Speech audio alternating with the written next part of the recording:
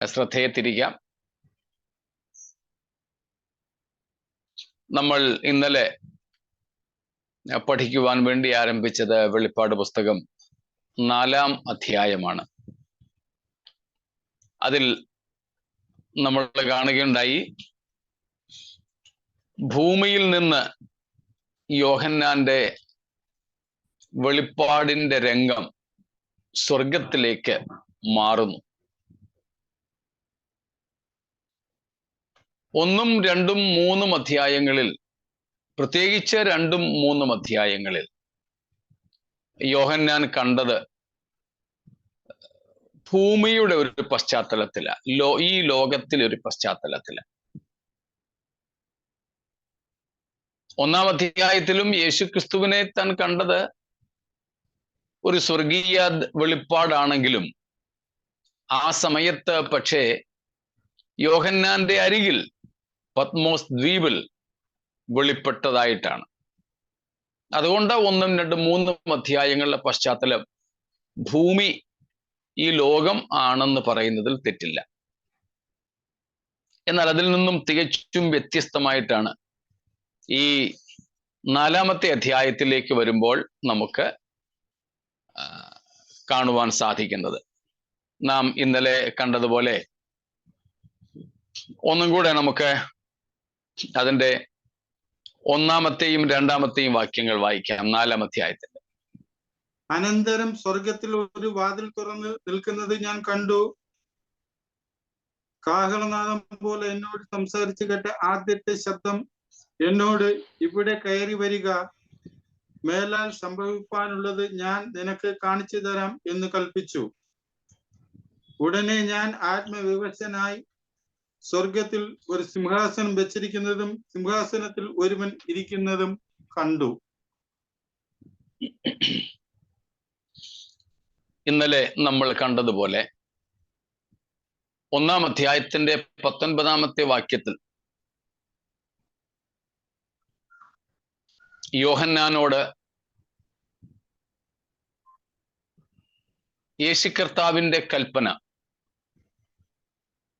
നീ കണ്ടതും ഇപ്പോൾ ഉള്ളതും ഇനിമേൽ സംഭവിപ്പാനിരിക്കുന്നതും ആയ കാര്യങ്ങൾ എഴുതി 7 സഭകൾക്ക് അയച്ചു കൊടുക്കുക. അതിൽ 3-ാമത്തെ ഭാഗമാണ് നാം ഇപ്പോൾ കാണുന്നത്. മേലിൽ സംഭവിപ്പാൻ ഇരിക്കുന്നത്. അപ്പോൾ അതിൽ നിന്ന് തന്നെ നമുക്ക് വ്യക്തമാണ്, 4-ാം അധ്യായം മുതൽ നാം കാണുന്നത് ഭാവികാല സംഭവങ്ങളാണ്. എല്ലാവർക്കും ആഗ്രഹമുണ്ട് ഭാവിയിൽ എന്ത് സംഭവിക്കും, ലോകത്തിനെന്ത് സംഭവിക്കും, എനിക്കെന്ത് സംഭവിക്കും, മറ്റുള്ളവർക്ക് എന്ത് സംഭവിക്കും. ബൈബിളിൽ തന്നെ നാം ആ ആശങ്കകൾ കാണുന്നുണ്ട്.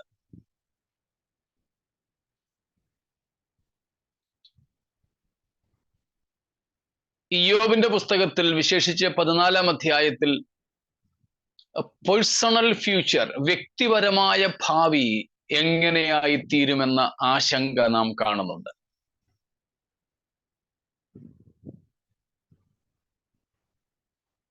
ഉൽപ്പത്തി പുസ്തകം 15-ഉം 17-ഉം ഒക്കെ അധ്യായങ്ങളിൽ ഒരു കുടുംബത്തിന്റെ ഭാവിയെ കുറിച്ചുള്ള ആശങ്ക അബ്രഹാമിന്റെ ജീവിതത്തിൽ നിന്നും നമുക്ക് മനസ്സിലാക്കാം.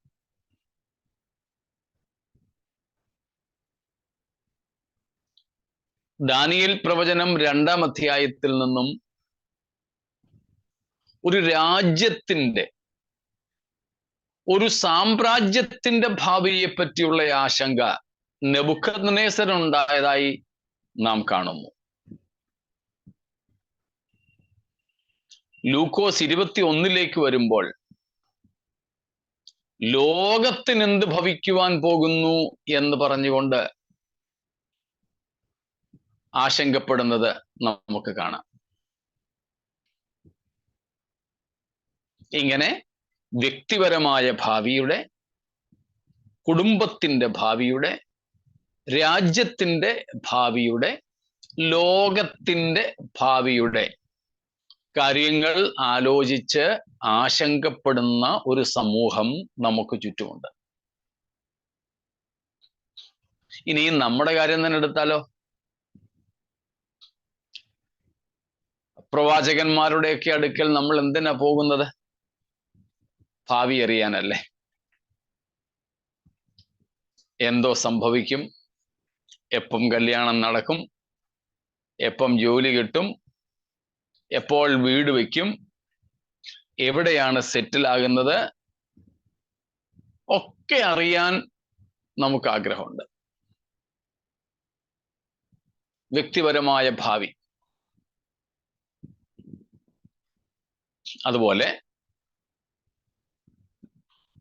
യോഹന്നാൻ 21-ാം അധ്യായത്തിൽ നമുക്കറിയാം, പത്രോസിനെയും മീൻ പിടിക്കാൻ തൻ്റെ കൂടെ പോയവരെയും തേടി ചെല്ലുന്ന യേശു അവർക്ക് ബ്രേക്ക്ഫാസ്റ്റ്, പ്രാതലൊക്കെ കൊടുത്ത് അതിൻ്റെ 15-ാമത്തെ വാക്യം മുതൽ പത്രോസിനോടുള്ള വ്യക്തിപരമായ സംഭാഷണം, അതിൻ്റെ ഒടുവിലേക്ക് വരുമ്പോൾ നാം കാണുന്നു, പത്രോസ് ഏതു വിധമുള്ള മരണം കൊണ്ട് ദൈവത്തെ മഹത്വപ്പെടുത്തും എന്ന് യേശു പറഞ്ഞു. നമുക്കത് അത്ര അങ്ങോട്ട് വ്യക്തമാകത്തില്ല, പക്ഷേ യോഹന്നാൻ അങ്ങനെ തന്നെയാണ് എഴുതി വെച്ചിരിക്കുന്നത്. പത്രോസിനും അക്കാര്യം മനസ്സിലായി. അപ്പൊ പത്രോസ് മരിക്കുന്ന വിഷയമൊക്കെ യേശു കർത്താവ് പറഞ്ഞു കഴിഞ്ഞപ്പം പത്രോസിന് അതിനെക്കുറിച്ചല്ല വിഷയം, ചിന്ത. ഉടനെ ചോദിക്കുന്നത് ഇവൻ എങ്ങനെ മരിക്കുമെന്ന, ഇവൻ എന്ത് സംഭവിക്കും, അങ്ങനെ എഴുതിയിരിക്കുന്നത്. അത് ഞാനതിനെ ഇങ്ങനെ ആക്കി പറഞ്ഞു എന്നേ ഉള്ളൂ. അപ്പം നമുക്കെന്ത് ഭവിക്കുമെന്നറിഞ്ഞപ്പോൾ മറ്റുള്ളവർക്ക് എന്ത് ഭവിക്കുമെന്നും കൂടി അറിയാൻ ആശങ്ക, ജിജ്ഞാസയൊക്കെ നമുക്കുണ്ട്. നമ്മുടെ കൊച്ചു കുട്ടികളുടെയും ഒരു മാനസികാവസ്ഥ അതൊക്കെ തന്നെയാണല്ലോ. ഒരു കുട്ടിക്ക് പരീക്ഷ പേപ്പർ കിട്ടി, ഉടൻ തന്നെ നിനക്കെത്ര ഉണ്ടടി, നിനക്കെത്ര ഉണ്ടടി.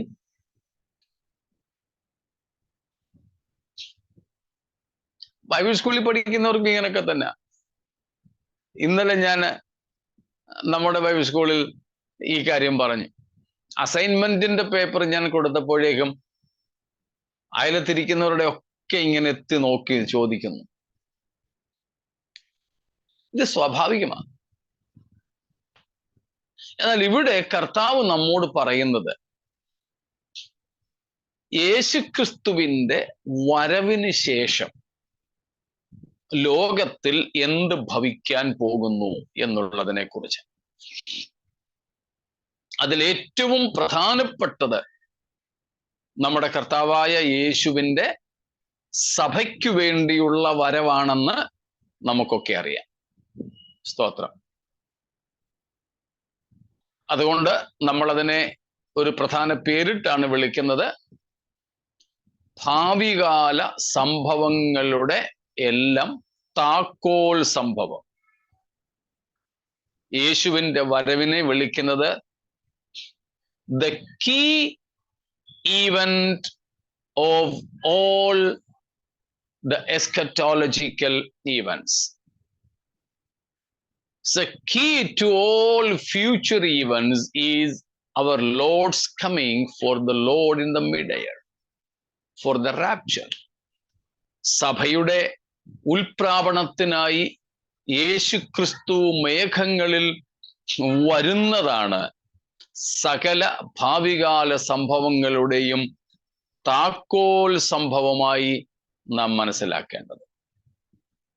അതുകൊണ്ട് മേലാൽ സംഭവിപ്പാനിരിക്കുന്നത് എന്ന് പറയുമ്പോൾ ഏറ്റവും ആദ്യം സംഭവിക്കുന്നത് യേശു ക്രിസ്തുവിൻ്റെ മേഘപ്രത്യക്ഷതയാണ്. സ്തോത്രം. ക്രിസ്തുവിൻ്റെ മേഘപ്രത്യക്ഷതയിൽ സംഭവിക്കുന്ന പ്രധാനപ്പെട്ട 3 കാര്യങ്ങളുണ്ട്. നമുക്കറിയാമായിരിക്കുമല്ലോ അത്.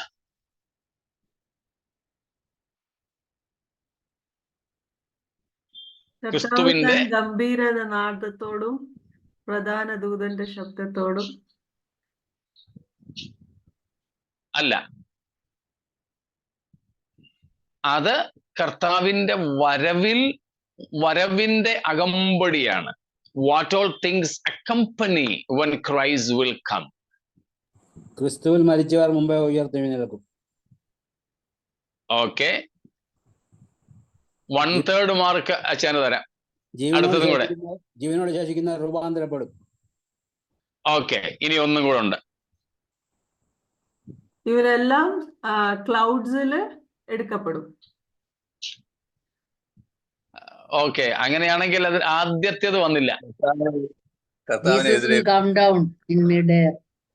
Yes, that is the first thing. He will come down. സ്വർഗത്തിൽ നിന്ന് യേശു ഇറങ്ങി വരും. അലിസാൻഡി വായിച്ചു ആ വാക്യം. ആ വാക്യം തന്നെയാണ് 1 തെസ്സലോനിക്കർ 4:16-17. 16-ാം വാക്യം വായിച്ചാട്ടെ.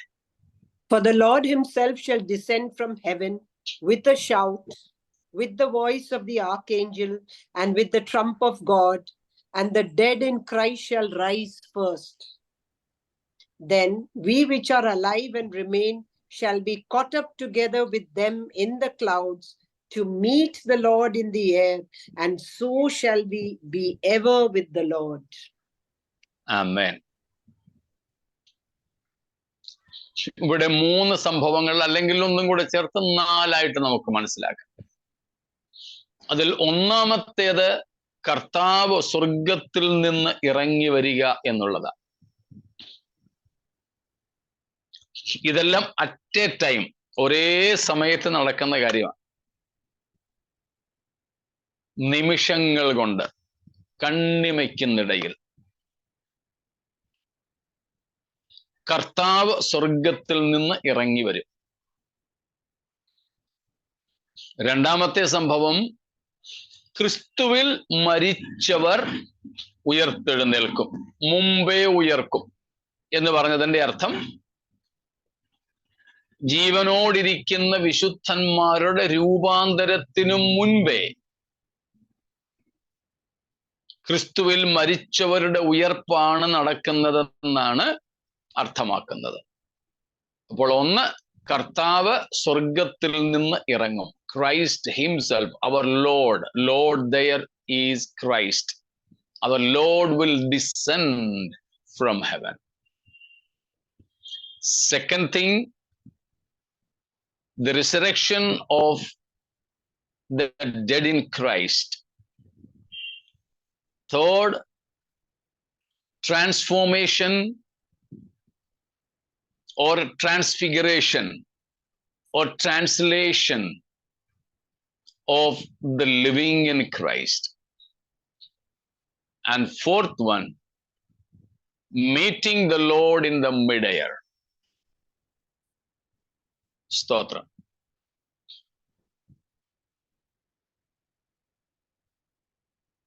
അപ്പൊ നമ്മുടെ കർത്താവ് സ്വർഗത്തിൽ നിന്ന് ഇറങ്ങി വരുന്നു. 2, ക്രിസ്തുവിൽ മരിച്ചവർ ഉയർക്കുന്നു. 3, ജീവനോടെ ഇരിക്കുന്ന വിശുദ്ധന്മാർ രൂപാന്തരപ്പെടുന്നു. 4, വേണമെങ്കിൽ 5 അതിനെ പറയാം. അങ്ങനെയാണെങ്കിൽ 4, ഇവിടെ ഉയർത്ത വിശുദ്ധന്മാരും രൂപാന്തരപ്പെട്ട വിശുദ്ധന്മാരും കൂടെ ആകാശങ്ങളിലേക്ക് കയറിപ്പോകുന്നു. 5, അവിടെ കർത്താവുമായി കണ്ടുമുട്ടുന്നു, കർത്താവിനെ സന്ധിക്കുന്നു.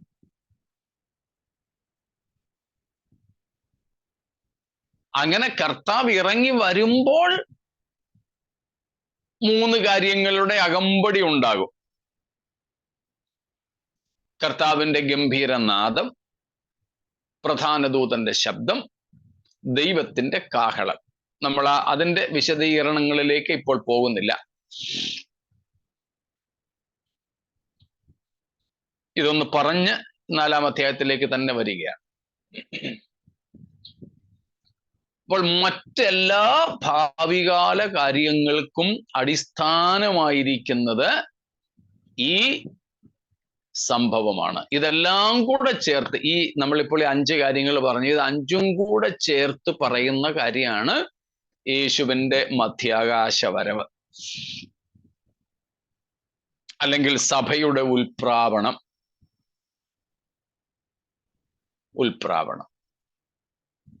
ഉൽപ്രാവണം എന്ന ഒരു പദം ആ നിലയിൽ നമുക്ക് ബൈബിളിൽ കാണാൻ പറ്റില്ല.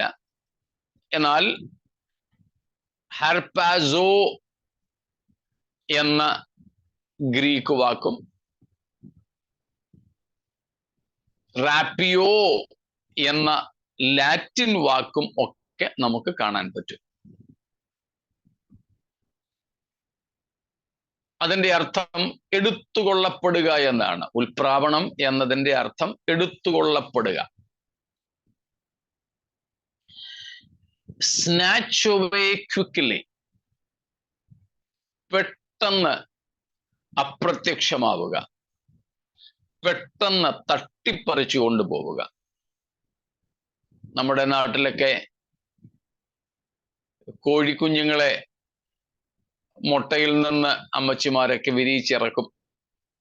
അപ്പോൾ കാക്കയും കിളിയെ റാഞ്ചുന്ന ചില പക്ഷികളുമൊക്കെ വന്ന് പെട്ടെന്ന് ഹെലികോപ്റ്റർ വരുന്നത് പോലെ വന്ന് റാഞ്ചിക്കൊണ്ട് പോകത്തില്ലേ? ഇപ്പോഴൊക്കെ റോഡിലൂടെ ഇങ്ങനെ മൊബൈലും പിടിച്ച് സംസാരിച്ചു പോകുന്ന വഴി ആരെങ്കിലും ബൈക്കിലോ കാറിലോ വന്ന് തട്ടിപ്പറിച്ചുകൊണ്ട് പോകത്തില്ലേ മൊബൈലും പേഴ്സും ഒക്കെ? അതേ ക്രിയയ്ക്ക് പറയുന്ന പേരാണ് ഹർപാസോ, HARPAZO, ഹർപാസോ. യാ റാപ്പിയോ, RAPIO, റാപ്പിയോ.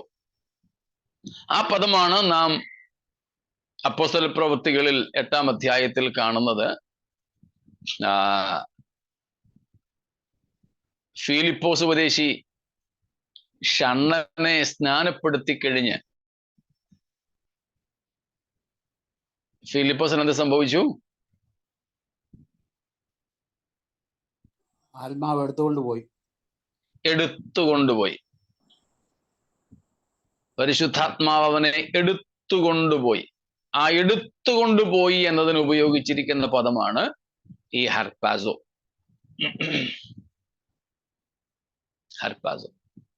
അപ്പോൾ ആ അർത്ഥമാണ് ഉൽപ്രാവണത്തിനുള്ളത്. ദൈവത്തിന്റെ സഭയെ ഭൂമിയിൽ നിന്ന് എടുത്തുകൊണ്ടുപോവുക.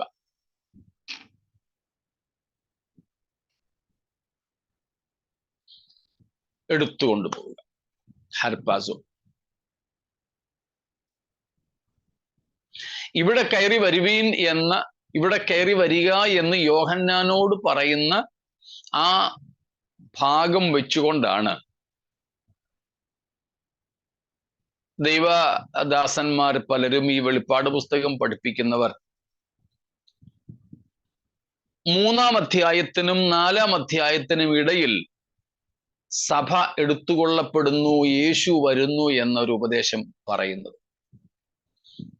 എന്നാൽ ആധുനിക അധ്യാപകർ പലരും അത് അംഗീകരിക്കുന്നില്ല. ഈ കഴിഞ്ഞ കുറെ നാളുകൾ നമ്മളൊക്കെ കേട്ടതാണ്, നമ്മുടെയൊക്കെ സഭകളിൽ തന്നെ ഭയങ്കര വാദവും സംവാദവും ഒക്കെ നടക്കുകയുണ്ടായി. സഭ മഹാപീഡനത്തിലൂടെ പോകുമോ ഇല്ലയോ? പോകും എന്ന് പറയുന്നവരും പോകില്ലെന്ന് പറയുന്നവരും ഒക്കെ ഒത്തിരി വാക്യങ്ങളൊക്കെ എടുത്ത് നിരത്തി. ഇപ്പം ആ വിഷയമൊക്കെ ഒന്ന് തണുത്തിരിക്കുകയാണ്. വേറെ പല വിഷയങ്ങളും ചൂട് പിടിച്ചിരിക്കുന്നു. സോഷ്യൽ മീഡിയയിലെ ചർച്ചകളും കാര്യങ്ങളും ഒക്കെ അങ്ങനെ പോകുന്നു. എന്നാൽ പാരമ്പര്യമായി ദൈവസഭകൾ വിശ്വസിക്കുന്നത് സഭകളുടെ ഔദ്യോഗികമായ വിശ്വാസ പ്രഖ്യാപനം 2 പ്രധാന ഫ്രേസസിൽ നമ്മൾ മനസ്സിലാക്കണം. We believe in the pre-tribulation advent of Jesus Christ in the mid-air to take up the church. And we believe in the pre-millennial advent of Jesus Christ to put an end to the Antichrist. And consequently, he will establish his millennial kingdom here down on this very earth, and will continue in eternity. So pre-tribulation and pre-millennial coming of Jesus Christ is what we believe. എല്ലാ പെന്തക്കോസ്ത് സഭകളും മാത്രമല്ല മറ്റ് മിക്ക സഭകളും ഔദ്യോഗികമായിട്ട് വിശ്വസിക്കുന്നത് യേശുക്രിസ്തു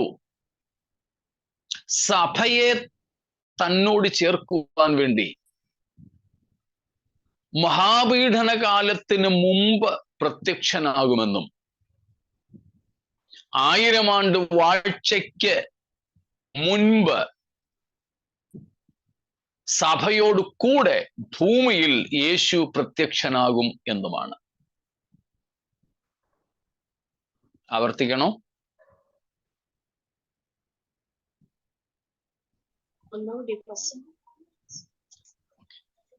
യേശുക്രിസ്തുവിന്റെ വരവുമായി ബന്ധപ്പെട്ട് നമ്മുടെ അടിസ്ഥാനപരമായ വിശ്വാസത്തിലെ 2 ഘടകങ്ങളാണ് പറഞ്ഞത്. ഒന്ന്,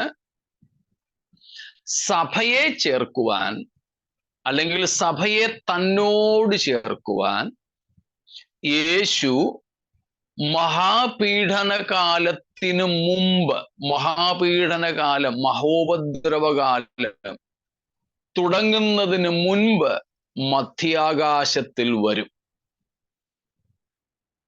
Christ will come in the mid-air to collect, to take away, to rapture his church unto himself before tribulation period commences. Okay, മഹാപീഡനകാലം അല്ലെങ്കിൽ ഇന്നലെ ഞാൻ പറഞ്ഞതുപോലെ ദാനിയേൽ 9-ാം അധ്യായത്തിലെ 70-ാം ആഴ്ചവട്ടം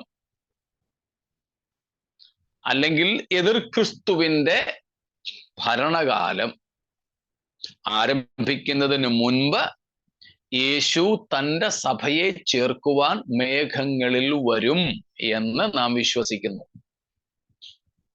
ഇതിനെയാണ് ചിലര് രഹസ്യവരവെന്ന് പറയുന്നത്, സഭയ്ക്ക് വേണ്ടിയുള്ള വരവെന്ന് പറയുന്നത്, മധ്യാകാശ വരവെന്ന് പറയുന്നത്. മധ്യാകാശ വരവെന്ന് പറയാൻ കാരണം നമ്മളിപ്പോൾ വായിച്ച 1 തെസ്സലോനിക്കർ 4:16 വാക്യത്തിൽ ഉണ്ട്. 16-ലും 17-ലുമായി നമ്മൾ കണ്ടു. ഇങ്ങനെ നാം എവിടെ എടുക്കപ്പെടുമെന്നും കർത്താവിനെ എവിടെ കണ്ടുമുട്ടുമെന്നും ആ 2 പദങ്ങൾ അവിടെ കണ്ടല്ലോ. മേഘങ്ങളിൽ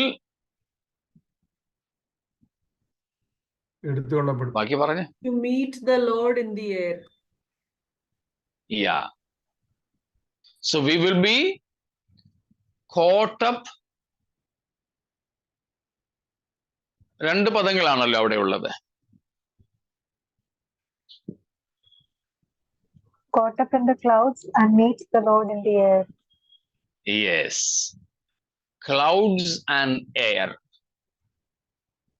will be caught up in the clouds. മേഘങ്ങളിൽ എടുത്തുകൊള്ളപ്പെടും. എന്തിനാ? ആകാശങ്ങളിൽ അല്ലെങ്കിൽ ആകാശത്തിൽ നമ്മുടെ കർത്താവിനെ എതിരേൽക്കുവാൻ അല്ലെങ്കിൽ കണ്ടുമുട്ടുവാൻ.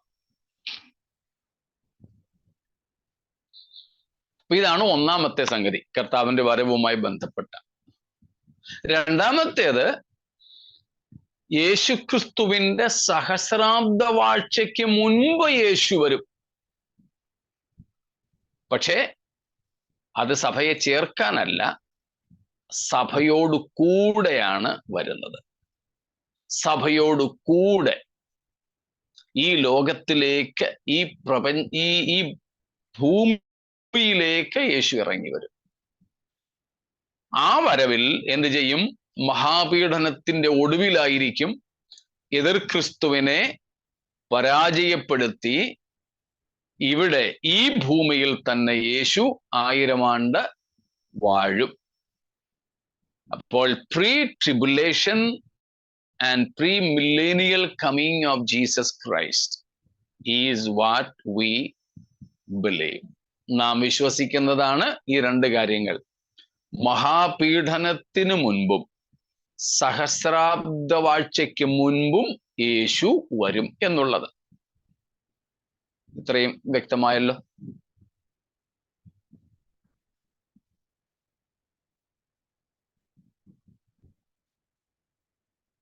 വേറെന്തെങ്കിലും വിശദീകരണം ഈ കാര്യങ്ങൾക്ക്?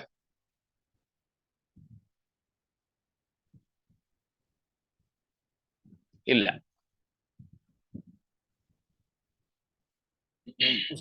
പക്ഷേ ഒരു ഡൗട്ട്, സഹസ്രാബ്ദ വാഴ്ചയ്ക്ക് മുമ്പ് വരുന്നത് ഈ ഭൂമിയിലായിരിക്കുമോ? സഹസ്രാബ്ദ വാഴ്ച തന്നെ ഈ ഭൂമിയിലാ. Okay okay. അപ്പോൾ പിന്നെ വേറൊരു സ്ഥലം ഇല്ല വരാൻ, അല്ല, ഇവിടെയൊക്കെ തന്നെയാ വരേണ്ടത്. പുതിയ ഭൂമിയിലല്ലേ അത് പുതിയ ഭൂമി? അല്ല അല്ല അല്ല, സഹസ്രാബ്ദം. അതുകൊണ്ടാണ് ഞാനത് ഊന്നി പറഞ്ഞത്. സഹസ്രാബ്ദ വാഴ്ച ഈ ഭൂമിയിൽ തന്നെയാണ്. അപ്പൊ ഈ ഭൂമിക്ക് ചേഞ്ച് ഉണ്ടാകത്തില്ലേ? ചേഞ്ച് ഉണ്ടാവും, ഈ ഭൂമിക്ക് മാറ്റം ഉണ്ടാവും. ഓക്കെ. മഹാപീഡന കാലത്ത് നടക്കുന്ന ഒത്തിരി സംഭവങ്ങളുണ്ട്, പ്രകൃതിക്ഷോഭങ്ങൾ ഉൾപ്പെടെ. അവയെല്ലാം ഭൂമിയുടെ ഉപരിതലത്തിൽ ധാരാളം മാറ്റങ്ങൾ വരുത്തും. ചൂടിന് മാറ്റം വരും, വെളിച്ചത്തിന് മാറ്റം വരും, ഭൂമിയിലെ കൃഷി ഉൽപാദനത്തിന് മാറ്റം വരും, മണ്ണിന്റെ സ്വഭാവത്തിന് മാറ്റം വരും, മനുഷ്യന്റെ സ്വഭാവത്തിന് മാറ്റം വരും, മൃഗങ്ങളുടെ സ്വഭാവത്തിന് മാറ്റം വരും. ഇങ്ങനെ ഈ പ്രപഞ്ചത്തിൽ ഈ ഭൂമിയിൽ തന്നെ ആയിരിക്കും സഹസ്രാബ്ദ വാഴ്ച. പക്ഷേ ഈ ഭൂമിയുടെ അവസ്ഥയ്ക്ക് ഒത്തിരി ഭൂമിശാസ്ത്രപരമായി, കാലാവസ്ഥാപരമായി, സ്വഭാവപരമായി ഒക്കെ മാറ്റങ്ങൾ ഉണ്ടാവും. പക്ഷേ ഈ ഭൂമിയിൽ തന്നെ ആയിരിക്കും. മഹാപീഡനകാലം തീരുന്നതിന് മുമ്പേ ആണല്ലോ വരുന്നതിന്റെ പക്ഷേ. മഹാപീഡനകാലം തീരുകയും കർത്താവ് വരുമ്പോഴത് തീരുന്നത്. കർത്താവിന്റെ വരവോടുകൂടെയാണ് അതിന് അന്തം. പക്ഷെ ഒരു ശുദ്ധീകരണം ഉണ്ടാകണ്ടായ ഈ ഭൂമിക്ക് സഹസ്രാബ്ദ ആഴ്ച നടക്കുന്നതിന് മുമ്പേ? എന്ത് ശുദ്ധീകരണം? ഈ പാപം നിറഞ്ഞ ലോകത്തിന്, ഈ ഭൂമിക്ക് ഒരു ചേഞ്ച് വേണമല്ലോ. അത് പാപം നിറഞ്ഞ ഭൂമിയിലെ സഹസ്രാബ്ദ വാഴ്ച നടത്താൻ ഒക്കുമോ? യേശുക്രിസ്തുവിന് പാപം നിറഞ്ഞ ലോകത്തിൽ വന്ന് ജീവിക്കാമെങ്കിൽ കർത്താവിന് ഇവിടെ വന്ന് ഭരിക്കുന്നത് കൊണ്ട് ഒരു കുഴപ്പമില്ല. അത് ഈ പ്രപഞ്ചത്തിൽ പാപം മനുഷ്യന്റെ സ്വഭാവത്തിലാണ്, അല്ലാതെ മണ്ണിലല്ല. മണ്ണുമായിട്ട് അതിന് ബന്ധമൊന്നുമില്ല. അന്നല്ലയോ സാത്താനെ 1000 ആഘാത കോപത്തിലിടുന്നത്? അതെ അതെ. മനുഷ്യന്റെ അങ്ങനെയുള്ള വിഷയമില്ലല്ലോ. മനുഷ്യന്റെ സ്വഭാവത്തിനാണ് മാറ്റം, മണ്ണുമായിട്ട് അതിന് ബന്ധമില്ല. ഇവിടുത്തെ മണ്ണിനും വായുവിനും വെള്ളത്തിനും ഒന്നും അല്ല പാപം പിടിച്ചിരിക്കുന്നത്. അത് പൊതുവെ നമ്മുടെ ഇടയിലെ ഒരു ചിന്താഗതി കൂടെ ഉണ്ട്. പ്രത്യേകിച്ച് നമ്മൾ സ്ഥലങ്ങളൊക്കെ വാങ്ങുമ്പം എല്ലാവരുടെയും ഒന്നും വീടുകൾ വാങ്ങത്തില്ല. എല്ലാവരും താമസിക്കുന്നിടത്ത് ചിലപ്പോൾ നമ്മൾ താമസിക്കത്തില്ല. ഇങ്ങനെയൊക്കെ പെന്തക്കോസുകാരായവർക്കും ഒരല്പം ഇതൊക്കെ ഉണ്ട്. അങ്ങനത്തെ ഒരു വിഷയം ദൈവത്തെ സംബന്ധിച്ചില്ല. കർത്താവ് എവിടെ പോയി വസിച്ചാലും അത് വിശുദ്ധമാണ്.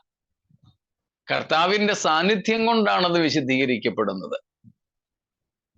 പിന്നെ നിത്യതയ്ക്ക് മുമ്പ് തീ കൊണ്ട് ഇതിനെ മാറ്റുന്നത്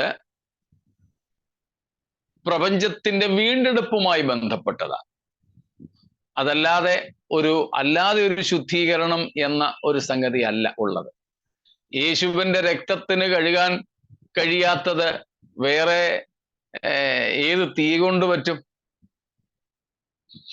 അതുകൊണ്ട് സഹസ്രാബ്ദം ഈ ഭൂമിയിൽ തന്നെയാണുള്ളത്. അതിനെക്കുറിച്ച് നമുക്ക് സഹസ്രാബ്ദത്തെ കുറിച്ച് കുറച്ചുകൂടെ വിശദമായിട്ട് നമുക്ക് പഠിക്കാം. ഇപ്പോൾ ഇതൊന്ന് ഞാൻ പറഞ്ഞു വിടുന്നു എന്നേ ഉള്ളൂ. Okay, thank you pastor. Okay,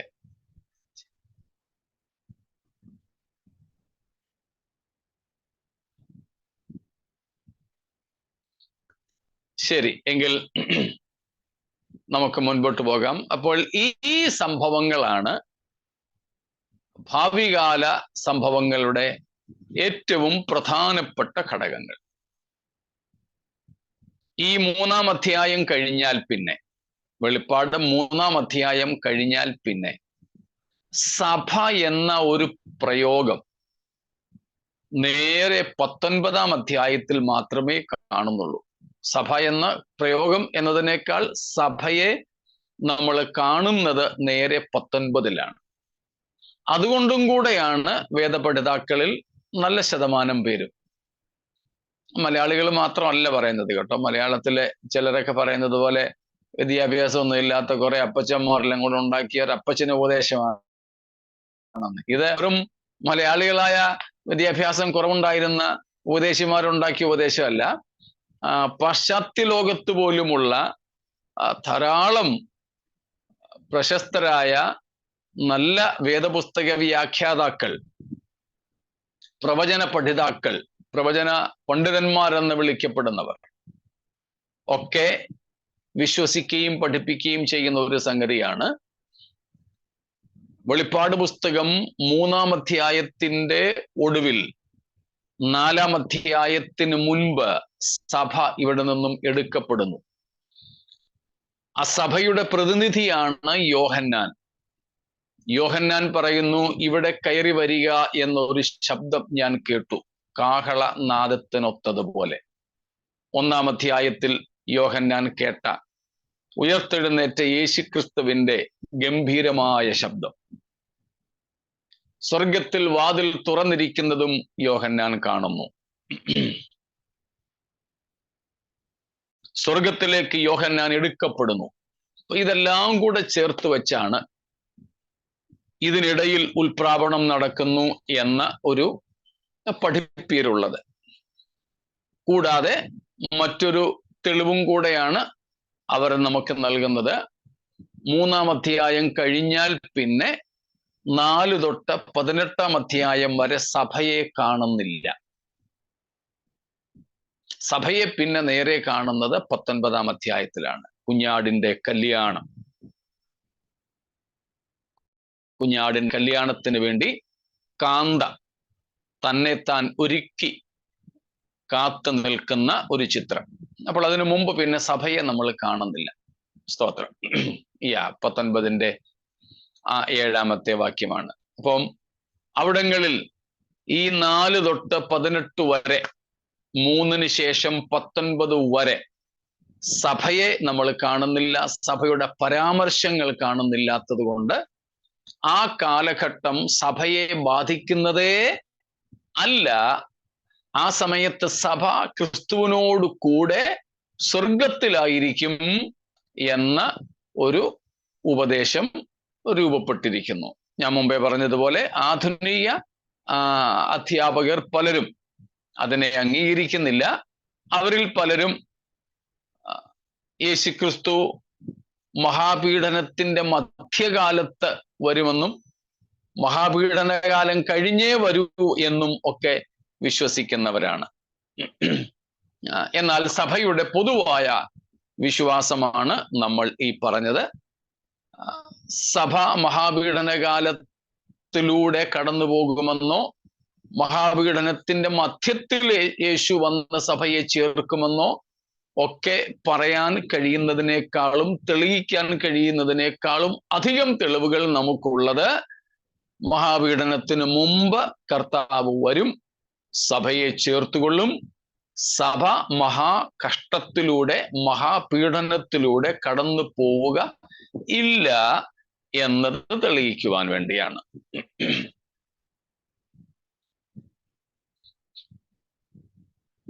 ഇത്രയും വ്യക്തമാണെന്ന് കരുതുന്നു.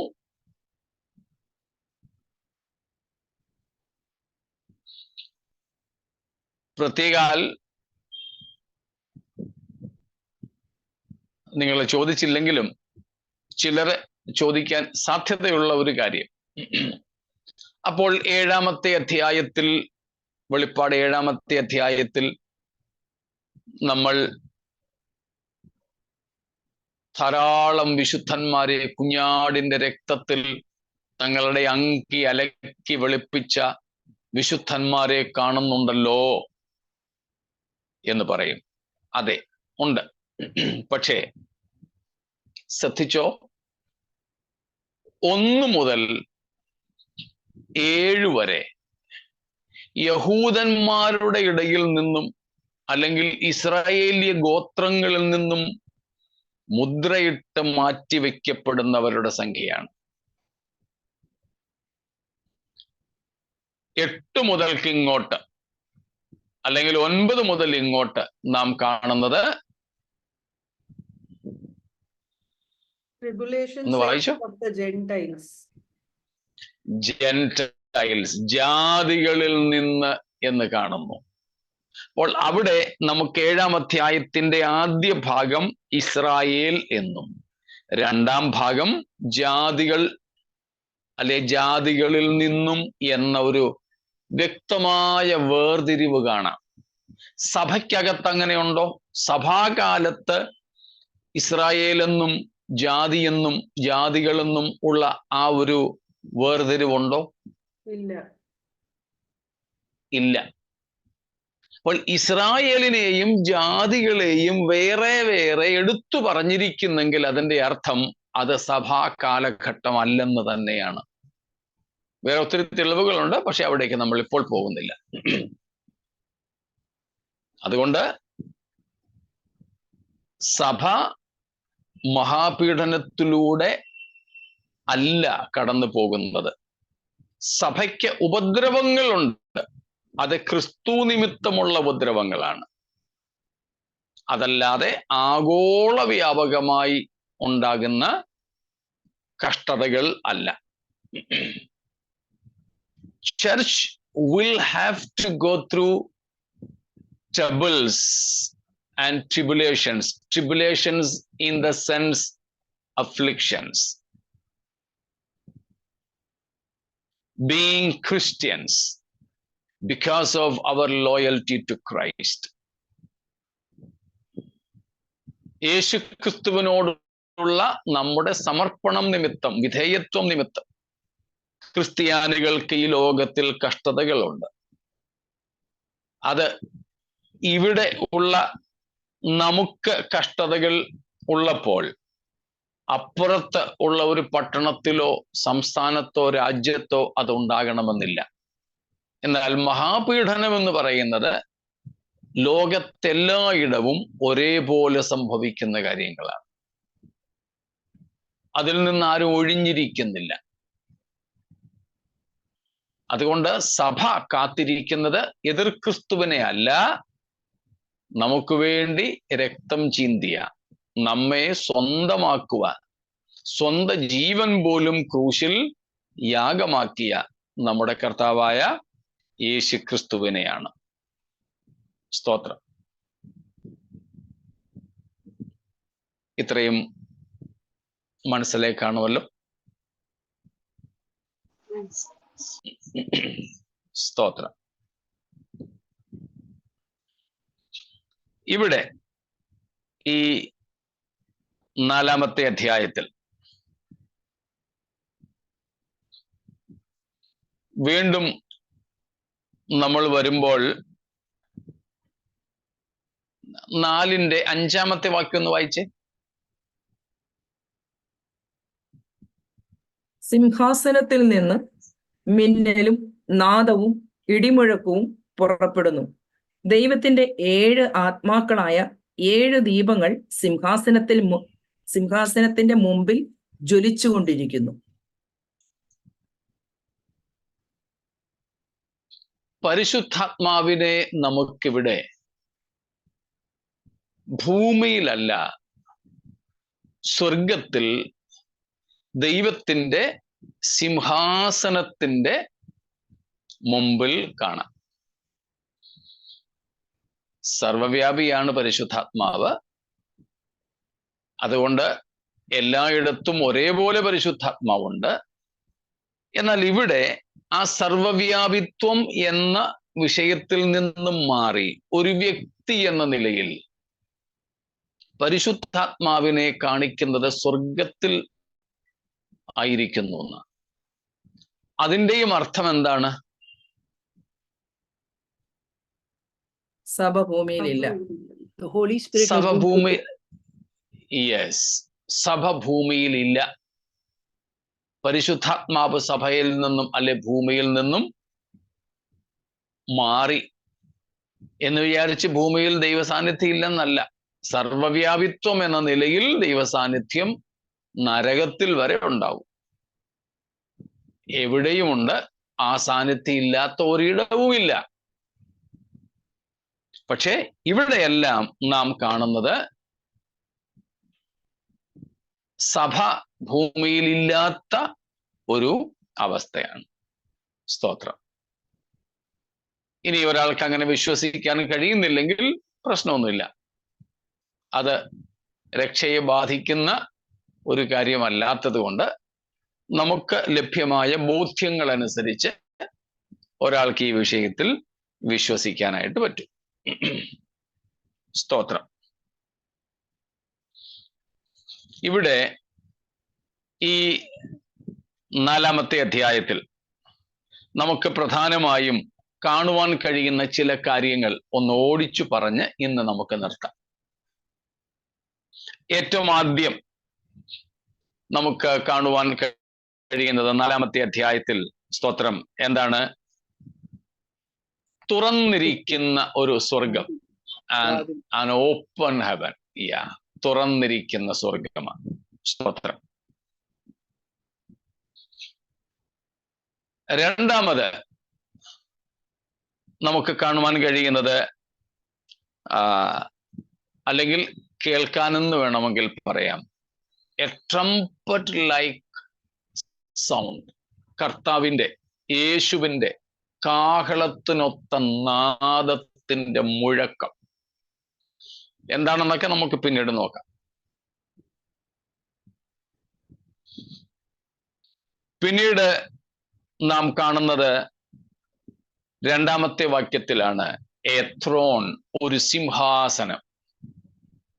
നമുക്കറിയാം അത് ദൈവത്തിന്റെ സിംഹാസനമാണ്. ദൈവത്തിന്റെ സിംഹാസനം.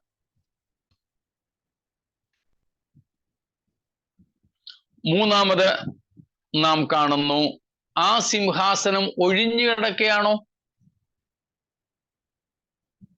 It's not a vacant throne. അതിൽ ഒരുവൻ ഇരിപ്പുണ്ട്. സ്തോത്രം.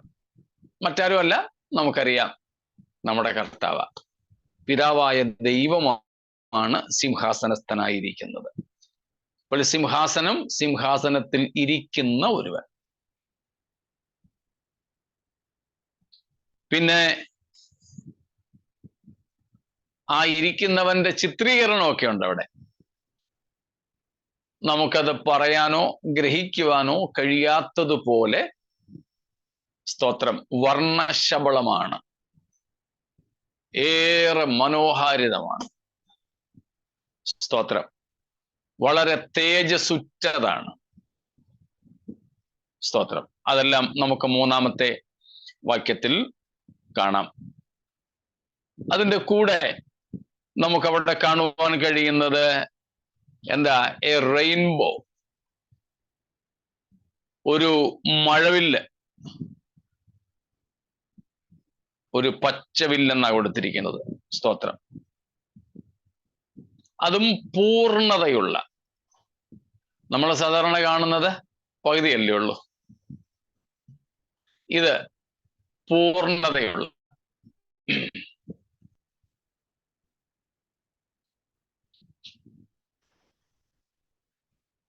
പൂർണ്ണതയുള്ള മഴവില്ല്. പിന്നീട് നാം 4-ാം വാക്യത്തിലേക്ക് വരുമ്പോൾ അവിടെ കാണുന്നു ദൈവത്തിന്റെ സിംഹാസനത്തിന് അനുബന്ധമായി 3 കാര്യങ്ങൾ. ഒന്ന്, 4 ജീവികൾ, 4 ക്രീച്ചേഴ്സ്.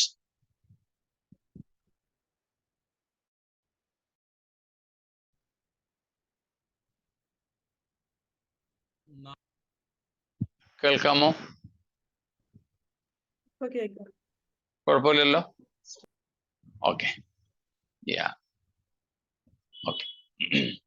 അപ്പൊ 4 ജീവികൾ, അവർ കെരൂബുകളാണ്. അവയെക്കുറിച്ചൊക്കെ നമുക്ക് പിന്നീട് പഠിക്കാം. 4 ജീവികൾ. ഇപ്പൊ എന്തൊക്കെ ഉണ്ടെന്നുള്ളത് മാത്രം ഒന്ന് പറഞ്ഞു നിർത്തുകയാണ്.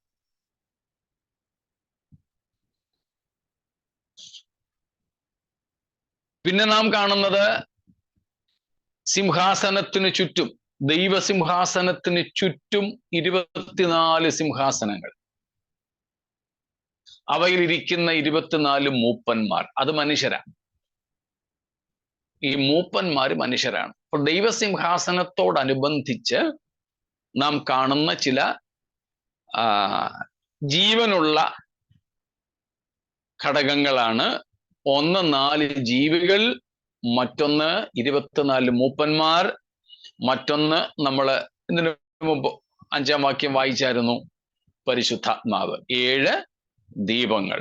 സ്തോത്രം. ഓക്കെ. അതിനുശേഷം നാം കാണുന്നത് സിംഹാസനത്തിൽ നിന്ന് എന്തുണ്ടാകുന്നു? ഇടിനാദം, ഇടിമുഴക്കവും മിന്നലും ഉണ്ടാകുന്നു. Lightning and thunderstorm from the throne. ദൈവസിംഹാസനത്തിന്റെ ആ ഒരു മഹത്വത്തെ കാണിക്കുന്ന ഒരു ചിത്രമാണതെല്ലാം. ഇടിമുഴക്കവും അല്ലെങ്കിൽ ഇടിനാദവും മിന്നലും പുറപ്പെടുന്നു, അല്ലെങ്കിൽ ജ്വലിച്ചുകൊണ്ടിരിക്കുന്നു. 6-ാം വാക്യത്തിലുണ്ട് A C of glass, കണ്ണാടിക്കടൽ. കണ്ണാടിക്കടൽ.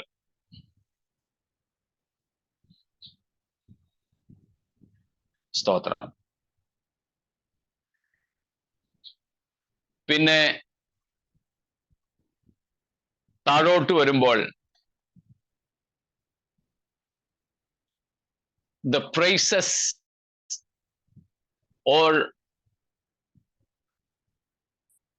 the worship of the enthroned God.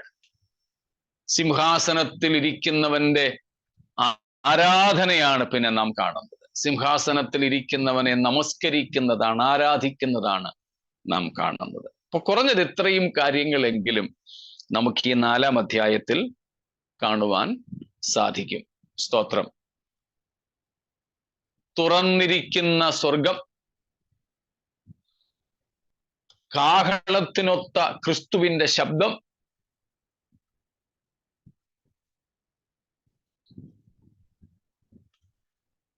പിന്നെ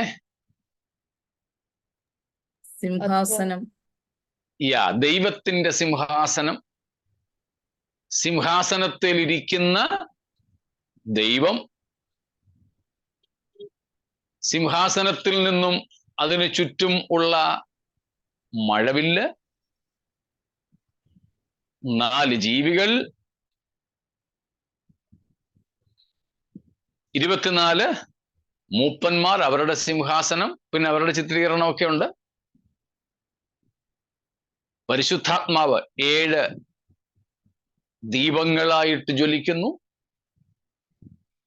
ഇഴുനാദവും മിന്നലും പുറപ്പെടുന്നു.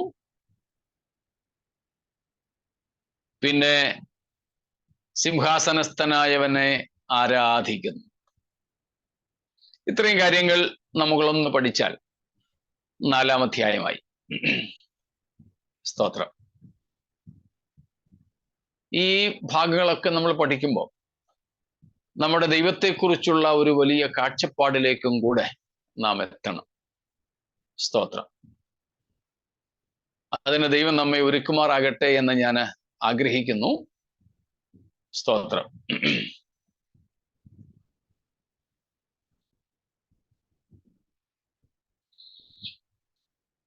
ഒരു ചോദ്യം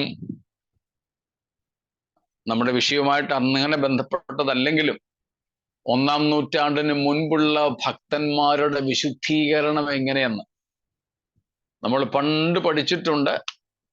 ആദാം മുതൽ ഇങ്ങോട്ടുള്ള സകലർക്കും ശുദ്ധീകരണ കാരണം ഒരാൾ മാത്രമേ ഉള്ളൂ, ക്രിസ്തു. അവർ ഹാബേൽ തുടങ്ങിയുള്ള ഭക്തന്മാർ മുൻപോട്ട് നോക്കി യേശുവിനെ കണ്ടപ്പോൾ നാമൊക്കെ പുറകോട്ട് നോക്കി യേശുവിനെ കാണുന്നു. നമ്മുടെ ഇന്നത്തെ അത്രയും വെളിപ്പാടുകൾ അവർക്കുണ്ടായിരുന്നില്ല. ഭാഗം ഭാഗമായും വിവിധമായും മാത്രമേ അവർക്ക് വെളിപ്പെട്ടിരുന്നുള്ളൂ എന്ന് മാത്രം. എല്ലാവർക്കും വിശുദ്ധീകരണം, രക്ഷ ക്രിസ്തുവിലൂടെ മാത്രമേ ഉള്ളൂ. സ്തോത്രം. ഈ സിംഹാസനസ്ഥനായ നമ്മുടെ കർത്താവിനെ മഹത്വത്തോടെ ദർശിക്കുവാനുള്ള സമയം അടുത്തിരിക്കുന്നെന്നുള്ള ഉറപ്പോടെ, പ്രത്യാശയോടെ നമുക്ക് നമ്മുടെ ശിഷ്ടകാലം കഴിക്കാം. ദൈവമായ കർത്താവ് ഈ വചനങ്ങളാൽ നമ്മെ അനുഗ്രഹിക്കുമാറാകട്ടെ.